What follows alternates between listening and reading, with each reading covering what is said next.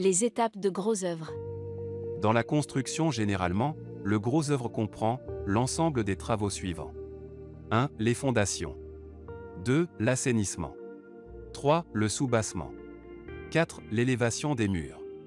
5. La charpente. 6. La toiture. 7. La menuiserie extérieure. L'importance des fondations pour la construction. Les fondations sont une étape essentielle puisqu'elles ancrent la maison dans le terrain. Elles assurent également son assise et sa solidité. Les fondations sont divisées en 3 catégories, selon la profondeur de la construction à savoir. Les fondations profondes. Les fondations semi-profondes. Et les fondations superficielles. Les travaux d'assainissement.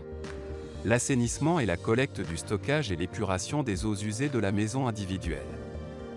Il doit être pris en compte assez tôt dans le chantier pour une installation optimale. Le soubassement d'une maison. Une fois les fondations coulées, on réalise le soubassement. Il existe 3 types de soubassement à savoir. Le hérisson, le vide sanitaire et le sous-sol. L'élévation des murs. L'étape suivante est l'élévation des murs. Selon les préférences, on travaille la brique, le parpaing, la pierre, le bois ou le béton cellulaire. Les travaux de la charpente. La charpente vient solidifier l'ensemble et prépare la pose de la toiture. C'est une étape fondamentale qui détermine la solidité de la construction. Il existe 2 types de charpente. 1. C'est la fermette, est un système industriel et moins coûteux, qui offre une bonne robustesse grâce à un procédé de triangulation.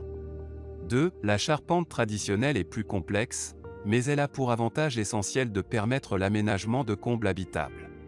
Les travaux de la toiture. La toiture constitue un élément essentiel de la maison. On parle aussi de couverture pour désigner ceux qui recouvrent le toit. De fait, le toit assure une fonction de protection contre les intempéries et les agressions extérieures, pluie, neige, sable, poussière. Travaux de la menuiserie extérieure. Les portes, et plus particulièrement la porte d'entrée, doivent être choisies avec attention. Elles assurent la sécurité. On choisira le matériau pour la porte entre le bois, l'aluminium, le PVC et l'acier. Il est aussi possible d'adopter une solution mixte. Merci pour votre attention. N'hésitez pas d'abonner à notre chaîne et partager la vidéo.